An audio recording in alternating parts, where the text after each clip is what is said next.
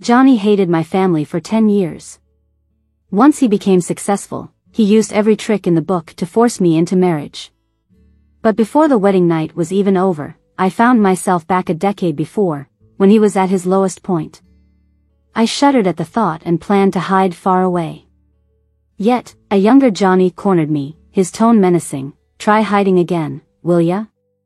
When I appeared at the party in my gown, I was in a daze. Just a second ago, it was my wedding night with Johnny. He'd had a few drinks and had pinned me to the bed, coaxing me not to move. Then, the usually quiet man almost wore me out with his intensity. Suddenly, I was here, shivering in the chill of the air conditioning, instinctively clinging to Johnny's sleeve. I mumbled, "So cold, like it was all a dream." The room fell silent, the harsh lighting stripped away any sense of romance, making me aware of everyone around. My heart skipped a beat. Wasn't tonight my wedding with Johnny? Why are there all these people? "Excuse me," a soft voice sounded above me. The next moment, I was led into a prep room, a hand gripping my neck, cold fingertips tightening. A familiar yet icy voice followed, "Jenny, is this your new way of humiliating me?" I froze when I saw his face. It was a much younger Johnny. His eyes were free of the bitter darkness that life would eventually weigh them down with. All I saw was a cool detachment. It was like he didn't even know me. Almost like it's our first meeting. I couldn't resist glancing at the electronic clock on the wall.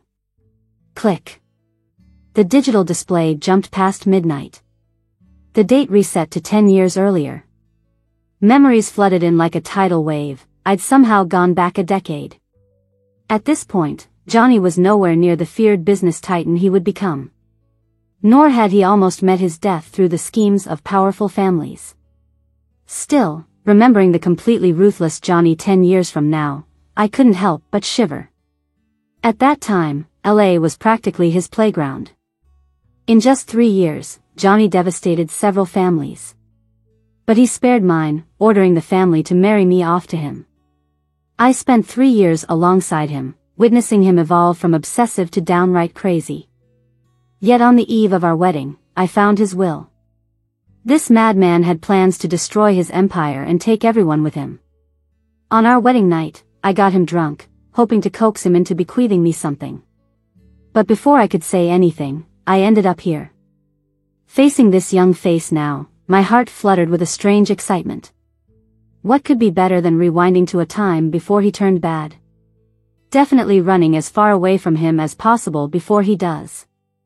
Before I could collect my thoughts, the door slammed open. A few men leaned against the doorway, grinning maliciously. "Johnny, aren't you all high and mighty? Trying to climb up the Jenny family tree, huh? Security. Get him out of here." In my past life, I just watched from the sidelines. But after everything I'd been through, I knew how mean it was to call someone a bastard without a mother or father. After all, my parents also left early. Johnny lowered his eyes, seemingly used to it, staring indifferently. I grabbed a fork and lobbed it their way. "Shut up." With the crash of broken plates, they did. Would you dare say that in front of my brother? They seemed to recall our parents had passed too.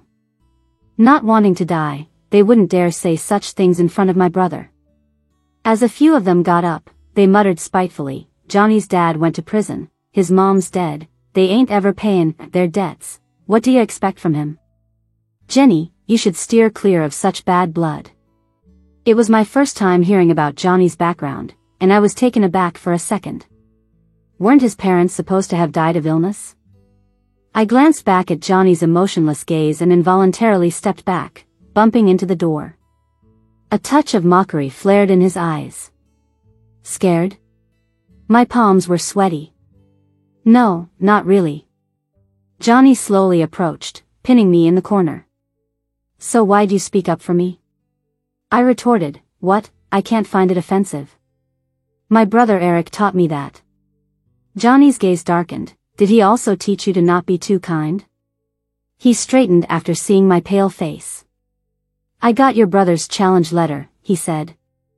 I saw the bold words on it, feeling faint. Great. Just great. I snatched the letter and tore it up. Eric said he gives up. Johnny's lips curled with a disdainful smirk. Is that so? Do you know what the wager is? After the party, Johnny took me home. Now, watching him lock the door, I huddled in a corner, uncomfortable. My phone's dead, can you call my brother? Johnny gave me a cold look. No. Who could have guessed my brother Eric would gamble everything in a challenge against Johnny, even declaring, if I lose, you can take my last pair of shorts. But instead, Johnny wanted his sister, me. Eric's abroad, out of reach, and he and Johnny have long-standing bad blood. People say Eric snagged Johnny's scholarship and cut off his financial aid. Eric called Johnny a liar and had him arrested for a few days. To Johnny, my brother's like a sworn enemy. Best not to mention him at all. Johnny headed to the master bedroom. Late at night, it started pouring outside. Half asleep, I was startled by shadows near the window. Those guys from the party were peering through the glass, sending chills down my spine. I barged into the master bedroom, crawling next to Johnny without a second thought. What are you doing? Johnny was barely awake, his voice annoyed. The warmth I remembered felt comforting, even through his thin shirt. Someone's outside. Johnny didn't seem surprised. Before I knew it, he'd pulled me closer, his warm hand brushing lightly over my neck. My body trembled. Climbing into a guy's bed at night, is that what your brother taught you? My face burned. So you took me back to save me from them, right? Johnny's expression darkened, rolling me under him. His cold lips brushed my ear like a snake. Is this how you repay me? Want to guess what I'll do next? Defeated, I leaned against his arm, not even trying to struggle. I knew all too well from last life experience, Johnny was a force I couldn't handle. Can you go easy on me? I bit my lip and, for the first time, nervously asked him for something. I prefer it a bit gentler. Johnny stiffened, his face suddenly darkened. In your dreams. After saying that, he threw me onto the bed and left without looking back. I actually slept well for once. When I woke up in the morning, the rain had stopped. I opened the door and saw Johnny sitting in the living room, having breakfast. Maybe because he didn't bother me last night, I thought he'd be easier to talk to. I mustered up some courage, ran over, and tentatively said, "Today. I'm going home." Johnny ignored me. I continued, "Can you not tell my brother about last night? I don't have a boyfriend yet, and I'm afraid he won't handle it well. Since being back, I still kinda fear Eric. If he knew I spent the night at a guy's place, he'd probably lecture me until I have calluses in my ears." Johnny stared at me coldly and snorted. "What about these?" He pulled his half-open collar to reveal a small scratch below his collarbone. It was from me when I accidentally scratched during a struggle last night. Feeling guilty, I tidied his collar to cover the scratch. Let's just pretend it didn't happen. Seeing Johnny eye me darkly without arguing back, I carefully moved toward the door. "So we're good then? If you don't say anything, I'll take that as you agreeing." With that, and without looking back at Johnny's brooding stare, I opened the door. Suddenly, someone rushed past me. They pinned Johnny and threw a punch, landing right on his face. "Johnny, are you trying to steal my girlfriend?" The room went silent. I stood there, dumbfounded at the person who suddenly appeared. A bit at a loss for words. Boyfriend? I looked in horror at my ex-boyfriend, Mark, with whom I broke up years ago, realizing I was in deep trouble. How did I forget about this? I quickly moved in to stand between Johnny and Mark. "Let's talk this through. No fighting." Johnny took the punch, spat out a bit of blood. The slight warmth from earlier disappeared entirely. Nervously, I cupped his face. "Are you okay? I'll get you to a hospital." He dodged my touch, his eyes darkened, and let out a laughter that I couldn't quite figure out. "No boyfriend? Jenny, you're really something." In a past life, I broke up with Mark as soon as I found he was cheating. His name was Mark. Back then, I cried for a long time because of it. This time, I just ended things earlier. But on the breakup day, Mark sneered, "You like Johnny, don't you? Fine, just you wait." In the following days, rumors spread quickly in our circle. Many even pointed fingers at Johnny right to his face. "Jenny and Mark are about to get engaged, and he just muscles in. What's that about? So disgusting, raising himself as some god-awful stray dog, not letting go of a good thing." These venomous remarks hurt me deeply. I knew well how it feels to be talked about like that. When Mom passed, kids at school said the same about me. My brother found out and beat someone up. But I was still sad for a long time. Suddenly, I felt guilty. After all, I started this mess. I searched for Johnny for days and finally found him by a KTV on a rainy night. I had just wrapped up a class reunion, turned a corner, and saw Johnny leaning against a wall, unmoving. He seemed like he'd had some drinks. In the shadows, he kept his eyes shut. I couldn't tell his expression. But, inexplicably, I got the sense he wasn't in a great mood. I went over and nudged him. "Johnny." He half opened his eyes, gave me a glance, and didn't say anything. By now, the rain got heavier, and people started dispersing. I hoisted his arm. "Can you walk? I'll take you home." He gently pushed me away, distance in his voice. "Stay away from me." I accidentally caught a glimpse of the phone that dropped, showing a Banks happy birthday text. I stood there, surprised. Today was Johnny's birthday. But he seemed unwell, like he had a fever. Feeling choked up, something came to mind. "Wait for me. I'll be right back." A few minutes later, I returned with a cake and some fever meds. I found Johnny staring at me quietly through the rain. Waving enthusiastically, I ran toward him. Suddenly, lightning flashed across the sky. Right at that moment, I saw someone standing behind Johnny.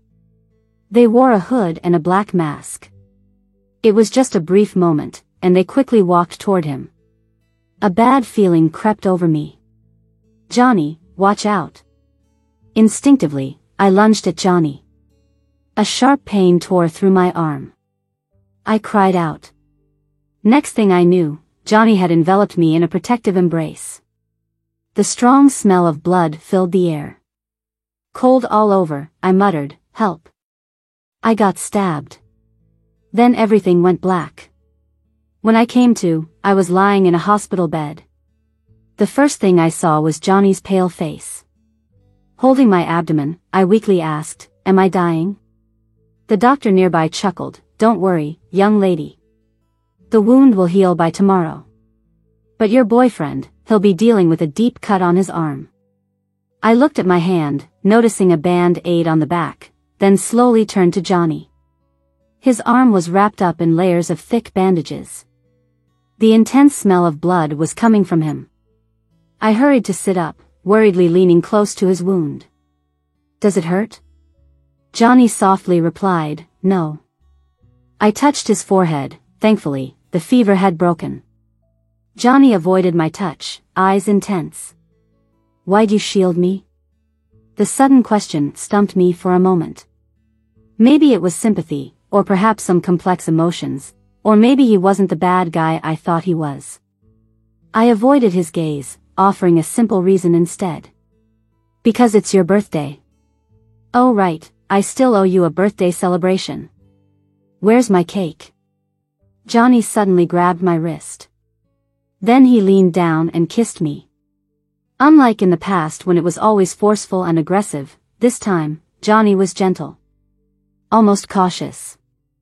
I blanked out instantly and froze on the spot. He was kissing me. And worse, before I realized, I found myself responding to it. Things quickly spiraled out of control. Johnny's refreshing scent enveloped me. His finger traced my ear, stroking affectionately. It wasn't just my ears. Then it was my hair, my cheek, like raven feathers fluttering across the water's surface, sending ripples all around. The air got a bit heated. My heart pounded so hard, it felt like it would jump out of my throat. Fireworks exploded in my mind. Until my lungs were empty and I gasped for air, face flushed. You. Johnny drew me into his embrace, his deep voice sounding in my ear. Shoo. Let's be quiet for a while. The room went silent. There was only the uneven beating of our hearts and our breathing left between us. I whispered softly, "You kissed me, aren't you going to take responsibility?" After a brief silence, he answered quietly, "I will." In the following days, I discovered that Johnny was quite different from how he was in his previous life. He didn't have such heavy thoughts and I didn't need to tiptoe around to maintain our relationship. Most of the time, he just went along with whatever I said. I started to get a bit reckless. This couple tracking app, remember to check in every day. That way, I'll know where you are. On a quiet afternoon, Johnny grabbed my mischievous hand, smiled, and said, "Okay." Still uneasy, I reminded him, "You have to check in every day. Stay loyal for 3 years and there's a reward, and if we get married the reward doubles." Johnny's eyes were gently bright, "Okay." My brother stormed into the hospital room just in time to see this scene, furious. "Jenny! Get off of him." The doctor came in. Could the patient's family come to the office? Johnny got up smoothly, following the doctor, not sparing my brother a single glance. To me, it was the first time I'd seen my brother Eric since I was reborn. Remembering how he fell into depression and died in a foreign country in a past life, tears rushed out of me. "Eric, I missed you so much." Eric, with a stern face, barked, "Don't think I'll go easy on you just because of this. I don't agree with you and Johnny." I choked up, tried to explain. Eric continued, "Jenny, it's either Johnny or me. You can't have both." The more he spoke like this, the harder I cried. Eric, frustrated, pulled out a tissue to wipe my tears. "Why are you crying? We've only been apart 3 days, since when did you get so clingy?"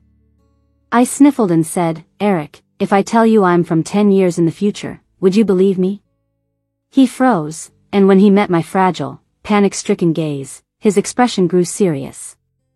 It was the first time, since being reborn, that I had such an emotional breakdown. I spilled everything I went through in my past life at once. When he heard he had died and that I married Johnny, the last bit of color vanished from Eric's face. He looked terrifyingly grim. "So, because I couldn't protect you, you had to follow Johnny and try desperately to please him?" A soft click sounded. The wind outside casually brushed the hospital room door. The room went eerily quiet. Sensing something, I lifted my head. There, in the shadows, stood Johnny, calm, having been there for, who knows how long. Johnny left, not saying a word. Then my brother started supervising me, even took away my phone. Eric said he didn't want me taking risks. Since I didn't like Johnny that much in the past, these few days could just be a normal fling. But was what I felt for Johnny really just simple affection? After my brother fell into depression in my past life, the weight of the family fell on my shoulders. I often cried myself to sleep, felt lost in darkness with no light or direction ahead. Later, spending 3 years by Johnny's side, everyone said he was violent and cruel. But during those years, he'd grant my every wish, never argued with me. On that rainy night when we were being chased, Johnny tucked me safely in a corner before leaving resolutely. Or those countless stormy nights when I was afraid of thunder, and he'd always come back to the villa. Had my feelings changed without me realizing it? The phone suddenly beeped. I looked at it, realizing my brother had forgotten to take it. There was an app notification, "Your boyfriend is nearby." I froze. He never uninstalled it? My heart did a little flip. Without much thought, I threw on a coat and rushed out of the hospital room. The rain was still incessant outside. The air was filled with a persistent dampness. I'd lost some weight, the hospital gown hung loosely on me. Following the phone's locator, I stopped at a different hospital room's door. Just before pushing it open, I heard a woman's gentle voice. "Johnny, I'm much better now, you don't have to come see me." My hand stopped in mid-air. Johnny's voice was warm. "No matter how busy I am, I need to keep you company." The electronic display showed the patient's info. Female, 28, Kate. She was older than Johnny. The courage I had just gathered disintegrated instantly. Lost in thought, I found myself at the nurse's station. Her ex-boyfriend from bed 18 visited again? Poor girl, so young and with a terminal illness, yet her ex never leaves her. Not to mention, he's got money, didn't blink while paying those heavy bills. I heard he owns a company. I snapped back to reality, asking a nearby nurse, "Are they really?" The nurse glanced at my reddened eyes and seemed to understand. "Sweetie, if someone has someone else in their heart, you shouldn't chase them." My heart sank slowly. Connecting memories of past and present, I suddenly understood everything. It all made sense why Johnny became a different person after going bankrupt, because Kate had died. After being reborn, I had tried helping him in vain. Maybe he never needed my help. I thanked her, wiped my tears, and headed back to the elevator. As I turned a corner, I met Johnny's eyes exiting the room. The rain had stopped at some point. Moonlight peeked through the clouds, casting a gentle glow in the hall. My heart wrenched with pain, and without thinking, I ran. "Jenny." Johnny's voice, restrained anger underneath, seemed to follow me. Wearing hospital slippers, I could hardly run quickly. After a few steps, he grabbed my wrist. "What are you doing here?" "I was taking a walk." I muttered through tears. "A walk? All the way from the other building?" Tears fell uncontrollably onto his hand. "I'm sorry, I won't say anything. From now on, I won't bother you. My brother and I will stay away."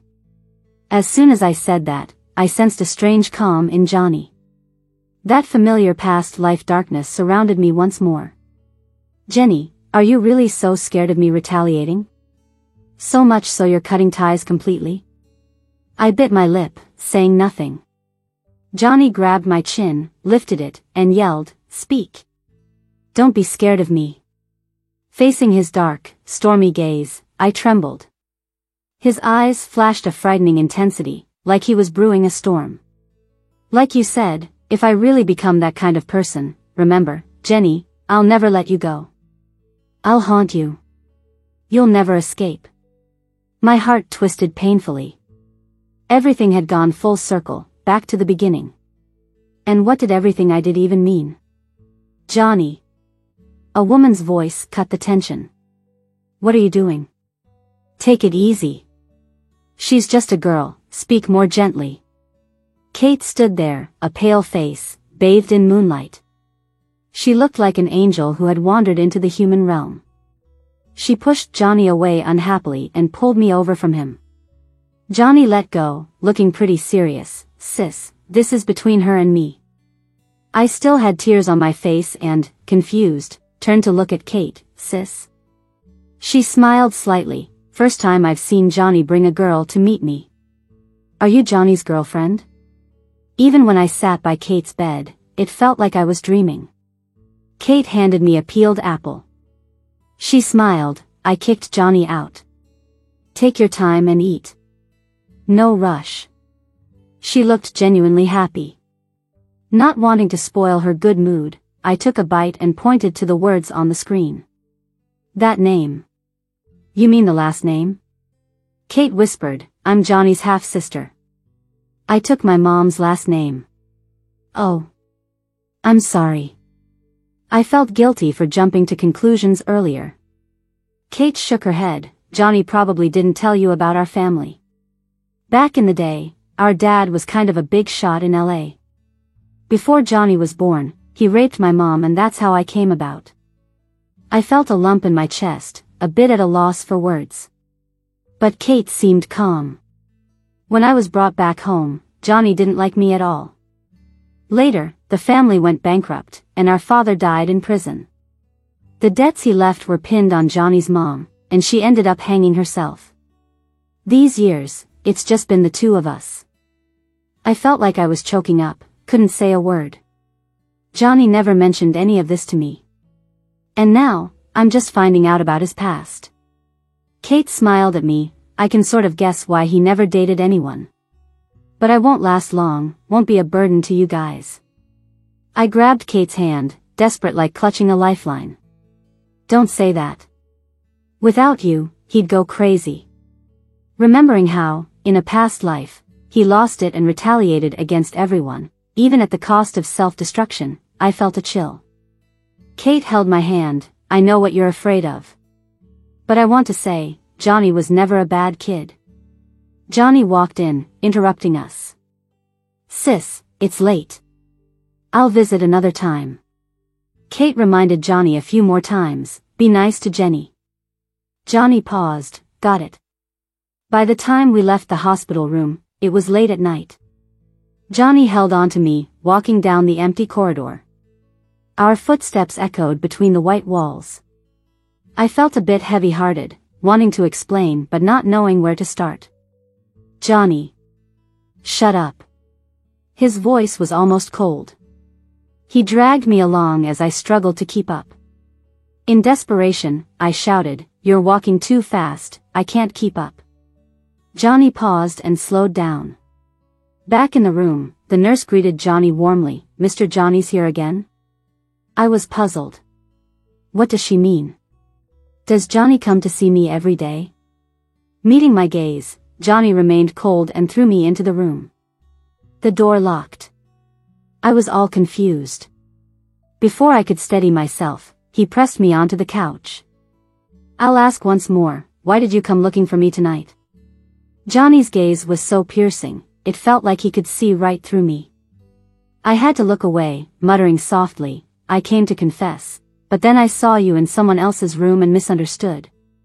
The next second, Johnny forcefully silenced me. He was unapologetically domineering, taking over step by step. He wasn't shy about showing his desire, storming the gates so blatantly. My voice trembled while I helplessly pushed against his chest. I didn't finish talking. Johnny cupped my face. I don't care, Jenny. You lie too much. I don't want to hear it. Seeing he intended to persist, I frowned to stop him. Don't you trust me? I don't trust anyone and won't give you a chance to retreat. In Johnny's world, love was never about letting go but possessing. Just like tonight. The summer night's breeze stirred the white curtains. White waves surged like ripples, gently lapping against a glass bottle by the window. It soon teetered at the edge, shaky and isolated. And in the heat of the moment, it fell into the endless night, crashing to the ground, shattered. Johnny.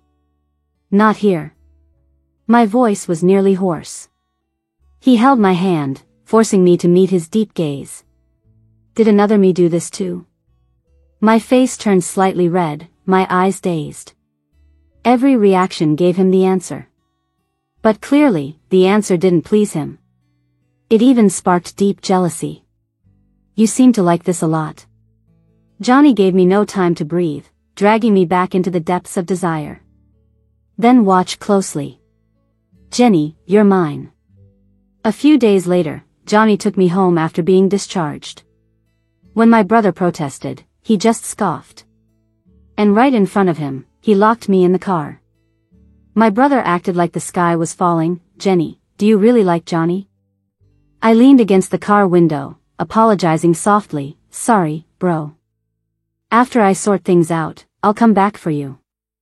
Johnny seemed like he was a decade older, silent but unusually assertive. He slipped a ring onto my finger. It was exquisitely made, with a pretty little pink diamond set in it. Inside, it seemed to say, I crave you more than anything. Johnny wore a similar plain band. Then he took me to various events, announcing our relationship publicly. Since he never faced that first bankruptcy, Johnny's company was booming. Plus, with my brother calling a truce, no one dared challenge him. But because of those words, there was always a rift between Johnny and me. Counting the days, he'd leave early, come back late. It had been half a month since we last saw each other. I tried to corner him several times but always failed. That day, for the first time ever, I started packing my things. And left Johnny a message, "I'm going home." As the sun sank below the horizon, the villa was gradually cloaked in darkness. A soft click echoed. Sure enough, Johnny came home early. When he opened the door, his movements seemed hurried. Suddenly, the living room lit up like daylight. I was lying on the couch. Because of the backrest, he didn't see me. "Jenny," he called out, heading upstairs. No doubt, he'd find the empty bedroom and dresser. The wait felt unusually slow. Johnny came from the bedroom, looking weary. He leaned on the railings, closing his eyes, trying to hide the shadows. When he opened them again, our eyes met across the room. Holding a bottle of sweet wine, I greeted him with drunken eyes. Looking for something?" A few minutes later, Johnny helped me up from the couch. His hands were trembling slightly. I could tell Johnny was dying to wring my neck. Dancing lights flickered before me. I went limp, letting my head rest on his shoulder. Johnny gently held my head, his voice low, "Why didn't you leave?" I lazily mumbled, "My brother had a meeting today, he's not free till the day after tomorrow. But I don't plan to stay at home. Will you pick me up that night?" Johnny was stunned. "You're coming back?" His hot and cold behavior these past few days made me suddenly feel impulsive. Actions often speak louder than words. I grabbed his tie and used it to climb up to his shoulder. With my hands crossed behind his neck, I tilted my head up and kissed him gently. Johnny's breath suddenly became uneven. His strong arms settled snugly around my waist. He let me kiss him as much as I wanted. "I've waited for you for so long. I sound a bit upset, but you ignore me. Now you're going home, and you want to break up?" Johnny didn't move, standing still in the dark like a statue. His dark eyes stared at me. I'm not leaving you." I sighed. "I worry about my brother, but that doesn't mean I don't like you. Johnny, I really like you, and I don't want to leave you." Johnny buried his head gently into my neck, silent for a long time before he spoke. "They all say that, but none of them keep their promises." "They?" Johnny's voice was as soft as it could be. "My dad said he loved me but betrayed the family. My mom said she loved me but pushed me out the door when the debt collectors came, choosing to escape by suicide. Kate said she loved me but signed a consent form behind my back to stop treatment the year I graduated. Everyone around me has left in different ways. How can you expect me to trust you?" His words pierced my heart like a thorn. My heart suddenly ached. Suddenly, with this new understanding, I saw Johnny's life clearly. He's always been losing people. Johnny squeezed me tightly in his arms.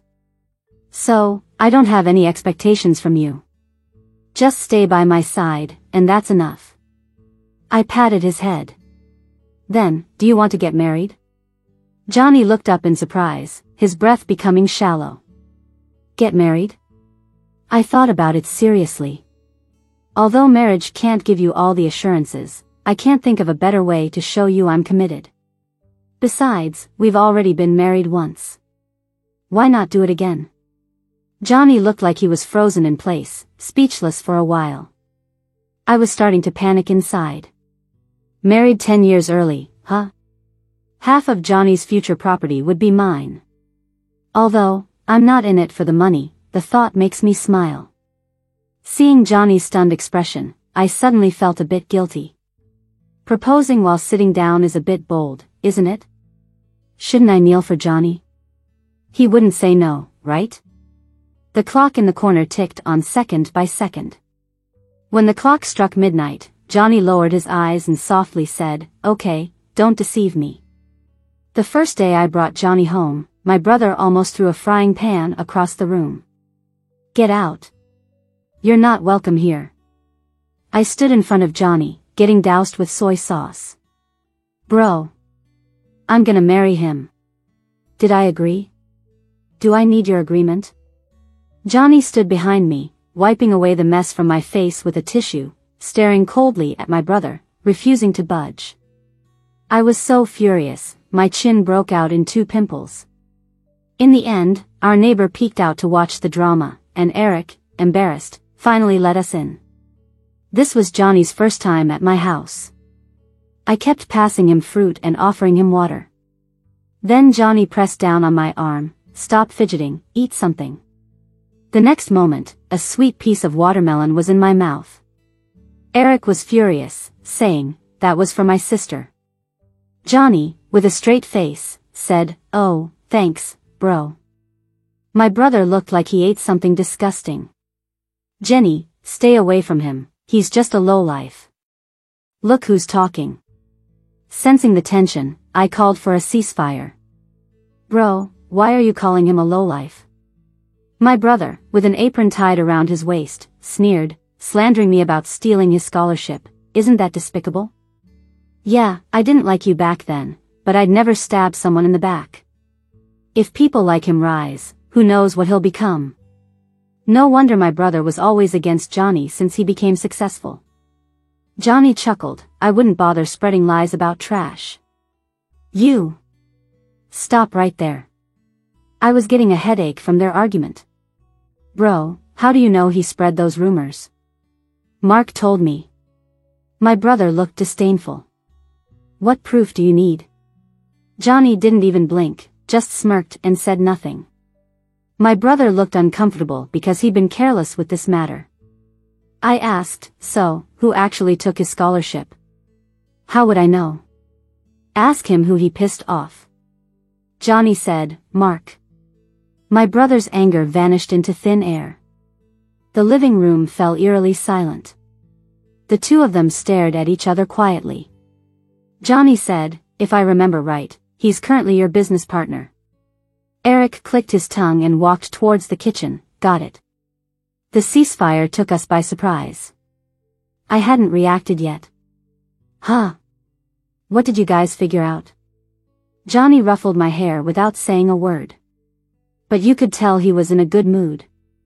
After that, Johnny and my brother's relationship turned rather strange. They stopped arguing. Occasionally, they'd even exchange awkward words. On the way home, my curiosity got the better of me. "What really happened between you and my brother?" Johnny said, "We cleared up some misunderstandings." "Just a few words?" "Yup." I was annoyed at how simple it was. If I'd known, I would have locked them in a room to work it out when I first came back. Thinking about what my brother told me as we left. "Just stay at Johnny's for now. Don't wander around." I was even more confused. It wasn't until we almost reached home that I returned to the main point. "Does this mean we can get married now?" Johnny suddenly stopped in his tracks. I bumped into his back, caught off guard. Johnny stood in the doorway, not yet taking off his shoes. He pulled me inside, set me on the shoe cabinet, removing his tie, undoing his cuffs in one swift motion. "Do you really want to marry me?" Johnny seemed in a good mood tonight. "Sure, I've got no big issues with your brother now, but I absolutely can't live peacefully with him. I want to know, if you had to choose between me and your brother, what would you do?" I mumbled internally. So petty. Isn't this like asking who I'd save if both you and Eric were drowning? I answered without hesitation, "Of course, I'd choose you. It's not like I can stay with my brother forever. As long as there's no major conflict between you two, I'm fine." Johnny gave me no room to speak further, holding my neck and kissing deeply. I was left dizzy, taken into the bedroom, feeling blissfully content in the days that followed. If Mark hadn't shown up again, I might have totally forgotten about him. "Jenny, I haven't agreed to break up." He said that as I was bent over, eyeing cakes in a shop window. I looked up at his kind of familiar face, needing a moment to recall his name.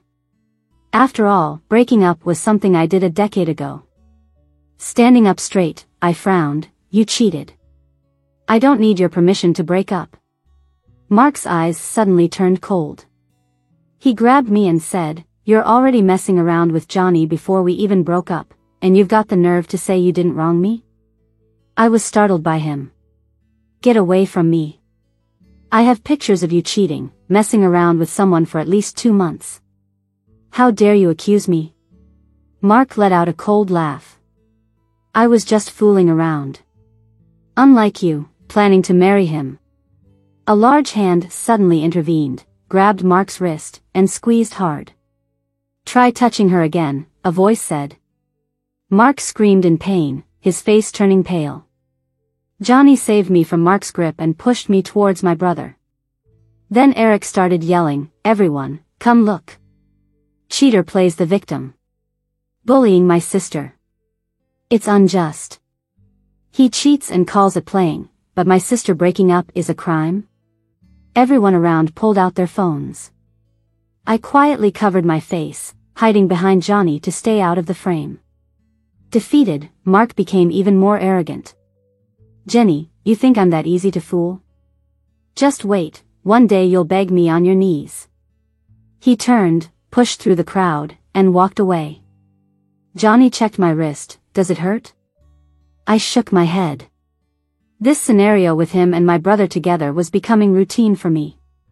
On the way back, eating ice cream in the passenger seat, my brother and Johnny chatted offhandedly. "Don't drag things out," Eric said. "Since the contract is signed, the sooner it's over, the better." Digesting their conversation, I asked, "What contract did you sign?" My brother lazily replied, "Oh, we partnered up. Invested in a new company." I paused, then shouted, "A company?" "Yeah, a company." Beneath Eric's lazy smile was a fierce determination. "Jenny, you wouldn't believe how successful this company will be." I could totally imagine. 10 years from now, this giant born from capital competition would become a beast, destroying Los Angeles's economy and foundation. I'd never mentioned these specifics to them. But it was clear everything was unfolding as it did in my past life. The company was still founded. The only difference was this time, there were 2 infamous villains instead of 1. The extra one being my brother, Eric. That night, I brought them both together and explained what I knew from my past life. A decade later, unemployment surged in LA, small businesses went bankrupt, and suicides skyrocketed. That year, hospitals were filled with grieving families, and some were even protesting my brother's company on the streets. Johnny and my brother listened calmly. Eric said, "Jenny, have you ever considered that the real problem might be other people?" "Other people?" Johnny wrote a few names on paper. "Los Angeles has been ruled by a few families for decades, controlling the city. When the balance is disturbed, what do you think they'd do? If it were you, what would you do?" Looking at this small company against established ties, I felt suffocated. I'd do whatever it takes to make it disappear. Eric silently marked and crossed out competitor companies. For rebels, the method is the same. A chill went through me as I listened. All I know is our parents died when we were young. My brother never told me how. But now, Eric looked intensely at me. "Jenny, since you predicted I'd suffer depression, I knew my plan was doomed to fail in a decade. I couldn't defeat them and would likely entrust you to Johnny out of necessity. I'd die before pushing you into a pit. So, I figured Johnny and I are on the same path." Overwhelmed by all the info, I was initially stunned. "So, you've let me be with him all this time because of trust?" Eric looked like he'd swallowed a fly, too angry to speak. Suddenly everything clicked, the past and present made sense. Johnny and my brother had the same goal, overthrow the families running LA and bring that corrupt crowd to justice. Johnny was too cautious. My brother, swayed by Mark's past interference, loathed Johnny. So, 10 years later, they never joined forces, each fighting their own battles. In the end, Eric lost and suffered from depression, entrusting me to Johnny, who was still fighting.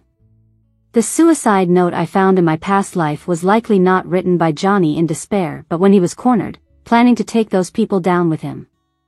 Figuring this out made my heart heavy. The path ahead wasn't easy, it was incredibly dangerous. What sinister force could push both Johnny and my brother to the brink? Johnny saw I was startled, tossed his pen, and kicked me out. Alright, we're going to bed. Don't you have a home?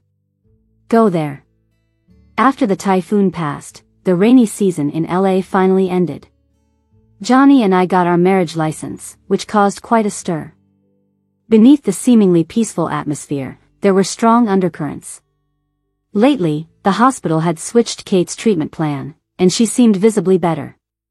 With little else to do, I visited the hospital daily. At the moment, Kate was staring at cupcakes absent-mindedly. "Jenny, you made so many cakes. Can you finish them?" "Of course, Johnny loves them and you do too, so I made enough for two." Kate looked surprised. "When did Johnny start liking sweets?" "He always has." I blinked. Feeding him is easier than a dog. The neighbor's dog is so picky.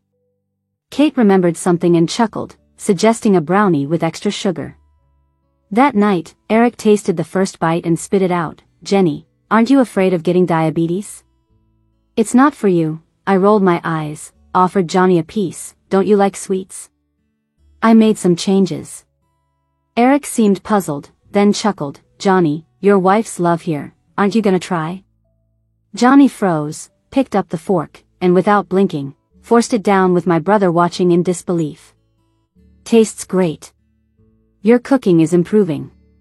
Seeing I was about to offer him another piece, my brother quickly stopped me. "Don't force him. He doesn't even put sugar in his coffee. Another piece and he might really get diabetes." It took a moment to register. I remembered Kate's question, finally realizing. "You don't like sweets?" Johnny stayed silent for a bit, then said, "I do." That brief moment of silence said it all. Eric laughed. "Bro, you're something else." I felt defeated for days because of this. Honestly, in my previous life, I always thought it was my diligent cake-making skills that won Johnny over. But if it wasn't the cakes, what was it that made him love me? I guess I'll never solve that mystery. A few days later, Kate got discharged from the hospital and came to stay with us. With everything happening around us, Kate and I decided to just stay home and dive into gaming. Our once quiet villa suddenly became lively, mostly because she and my brother kept bickering over the games. One day, they started arguing again. I was full and sleepy, leaning against Johnny, beginning to doze off. Seeing me frown, Johnny scooped me up and carried me upstairs. "How are things going with you and my brother?" I asked after freshening up, barely able to keep my eyes open. Sitting on the edge of the bed, Johnny stroked my head. "Don't worry. Everything's fine. Once it's all over, let's go on a honeymoon," I suggested.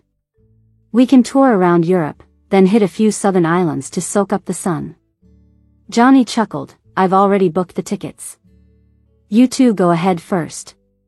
His words were so casual, but they shook me awake. What did he mean? Something flickered in Johnny's eyes as he smiled. "This way, your brother and I won't have to worry about anything else." I knew they were going to take action. I also knew that staying here any longer would only hold them back. I hugged Johnny tightly and murmured, "We just got married." Johnny understood what I meant.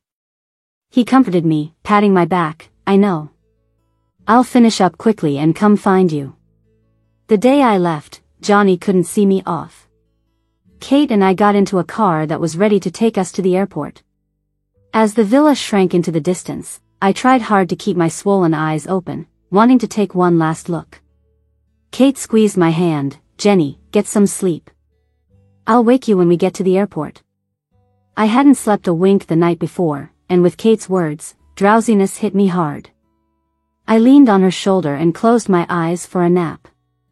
After who knows how long, I woke up groggily to find the car speeding along a desolate stretch of road. I jolted awake immediately.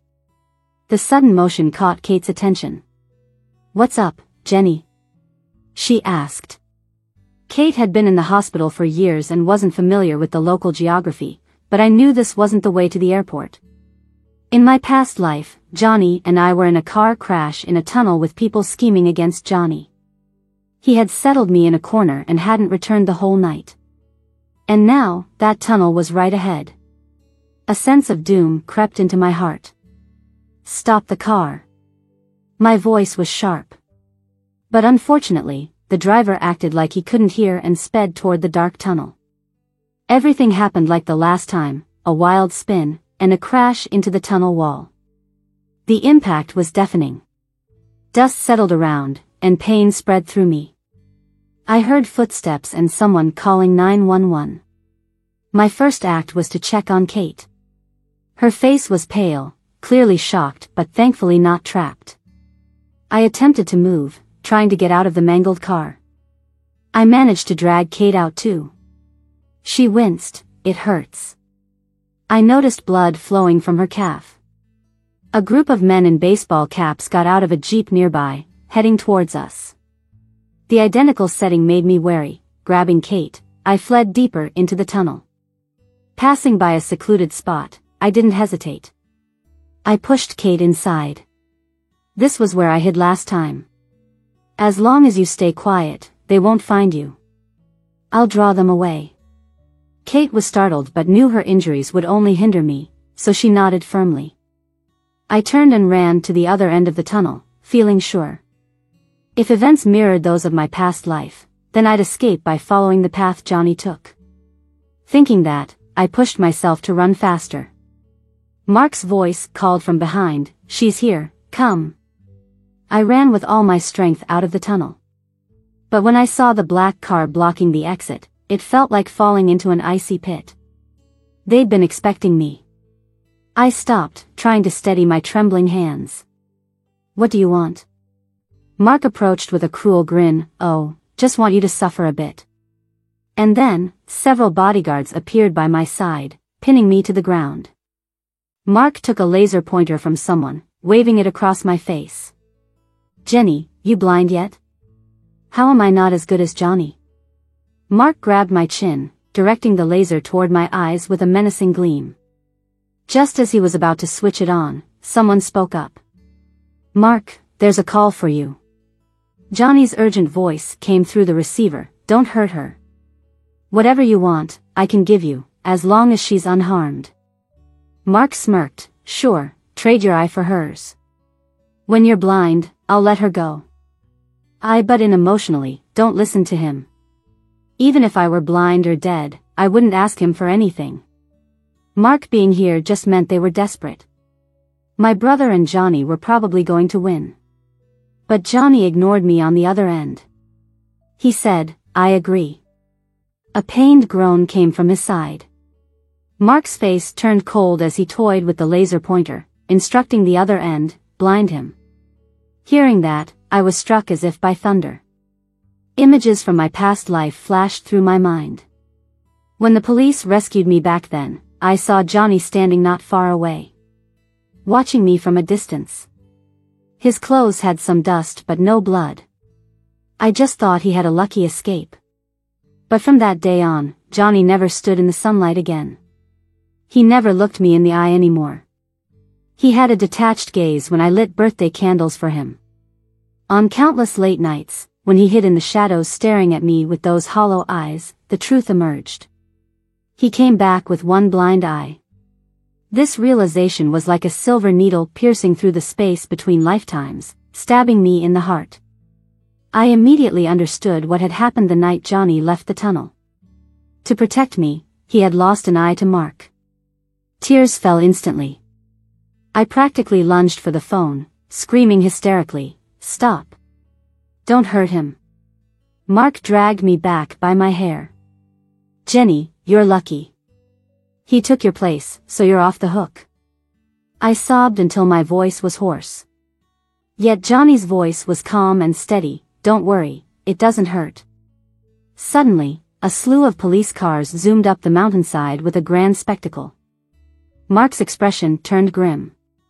He cursed under his breath, "Damn it, how did they get here so fast?" My brother acted swiftly, jumping out of the car first. "Let her go." Then a police officer spoke coolly, "Mark, all your men outside have been arrested. I suggest you surrender." The tables turned unexpectedly. The group didn't even have time to react before they were cuffed on the ground. I rushed forward in a panic, my voice shaking. "Bro, Johnny, he..." My brother comforted me, "Don't worry, he's got people helping him over there. They won't let him get hurt." I choked up, crying uncontrollably, "Bro, get him to the hospital, quick." My brother's face suddenly changed, realizing something was wrong, and immediately picked up the phone to call. "What's going on over there?" The voice on the other end sounded anxious. Johnny's eyes were just exposed to long-term laser radiation. "He's been rushed to the hospital."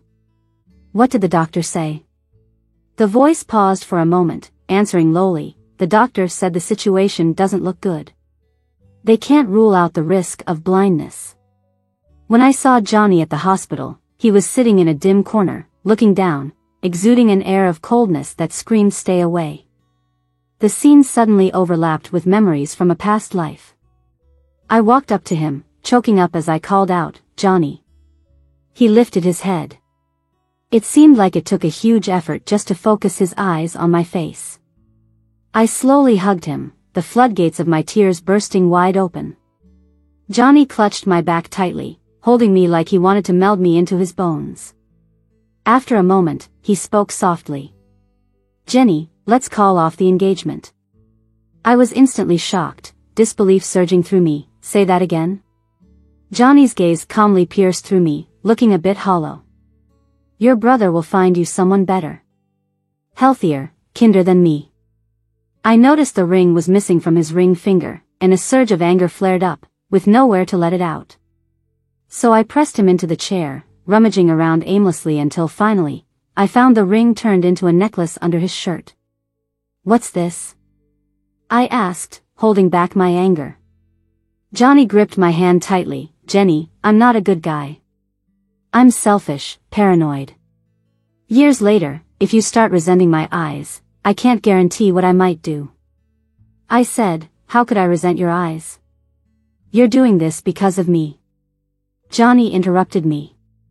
The gratitude for saving one's life becomes the root of bitterness in a relationship. From now on, every argument we have could make you give in again and again due to that gratitude. Are you sure you won't resent me for it? I opened my mouth, nearly driven to tears by frustration. That's just twisted logic. I'm just laying out a potential future.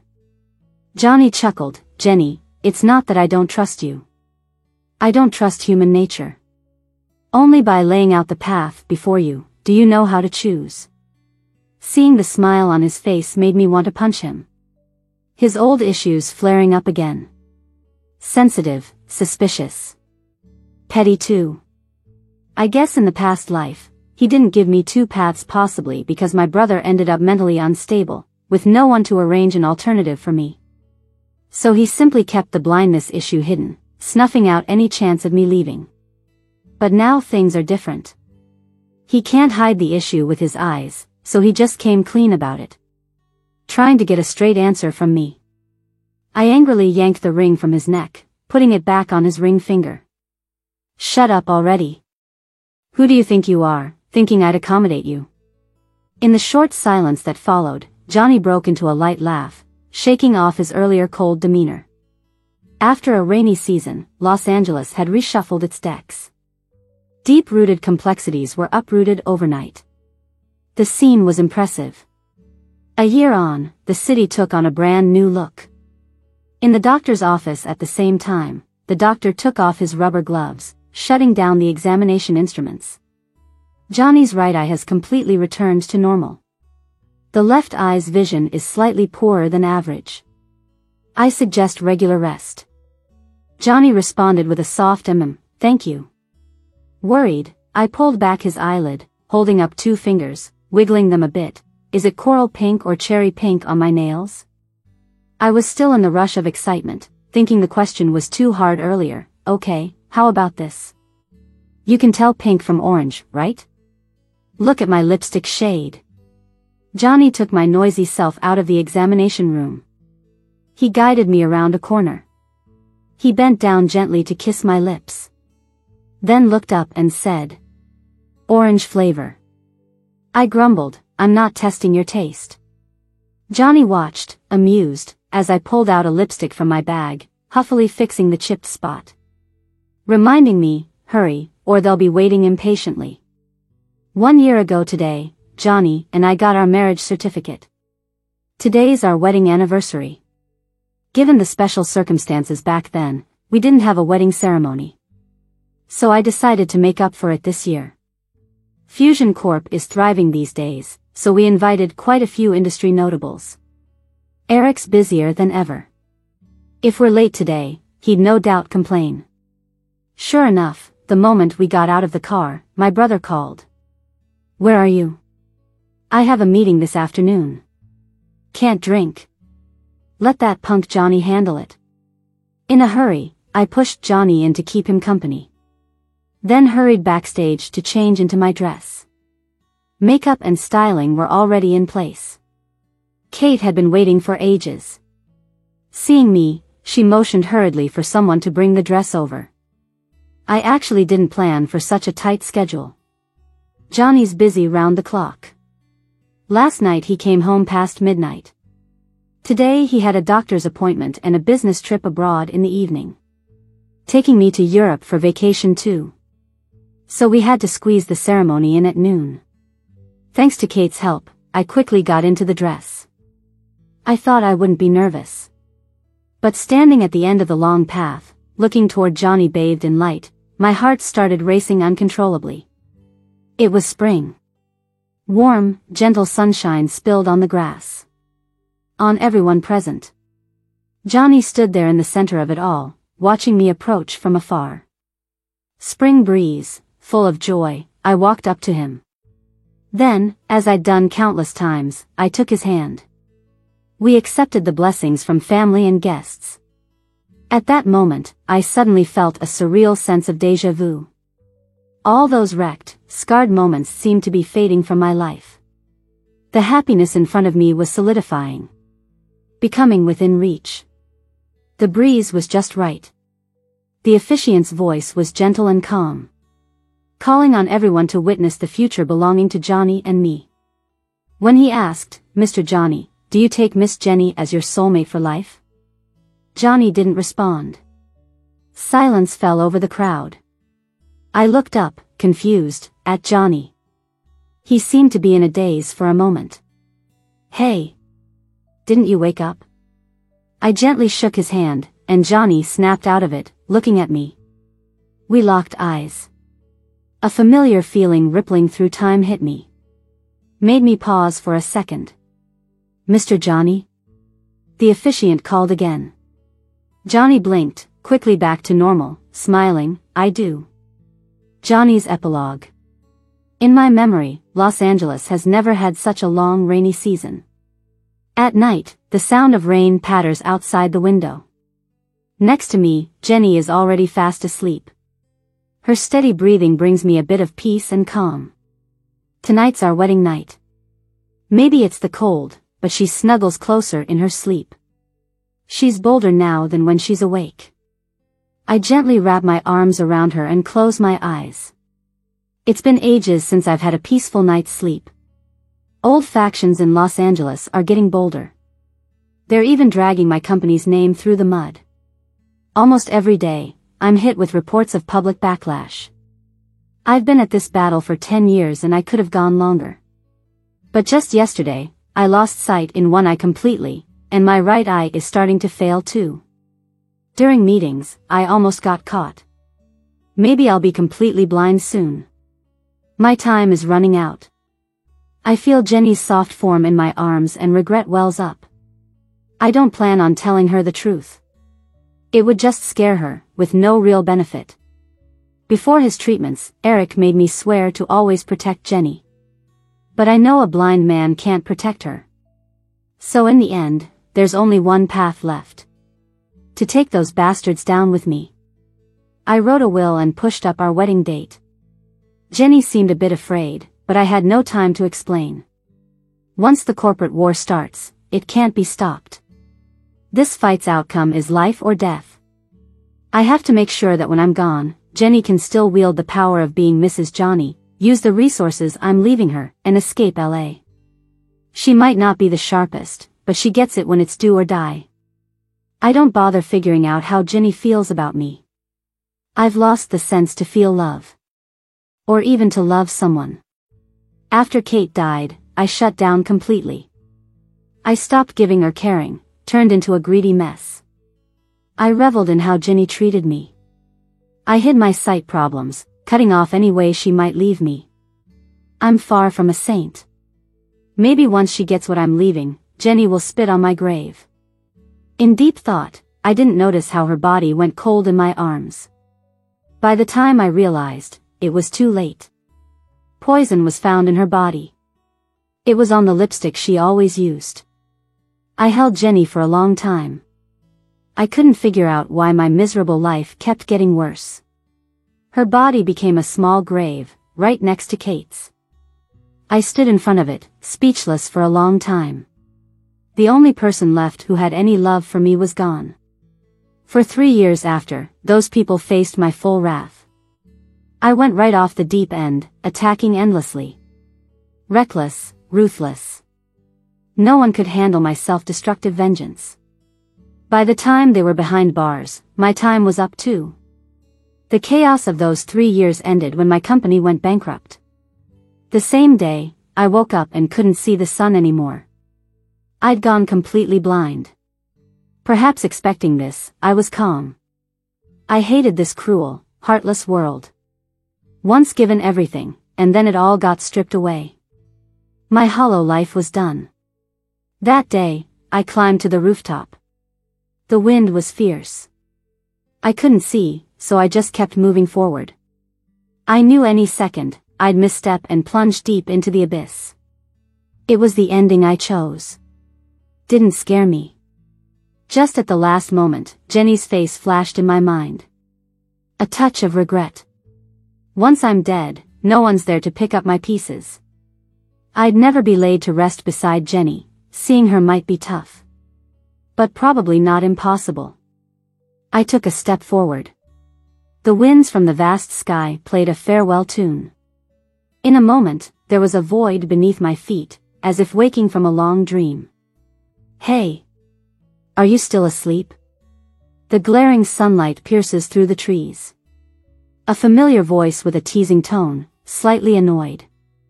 I looked down in shock, meeting those eyes etched deep in my soul. Like a stone plopping into a pond, scattering settled silt, water rushes. Memories overlap across lifetimes. 10 rushed years were just a fleeting nightmare under the spring sun. Awake, I'm still me. Today's our first anniversary, and we're having our ceremony. Down below, Kate and Eric smile and nod. Johnny? The officiant's voice brings me back. Just for a moment, but I regain my balance. I hold Jenny's hand and smile. I do.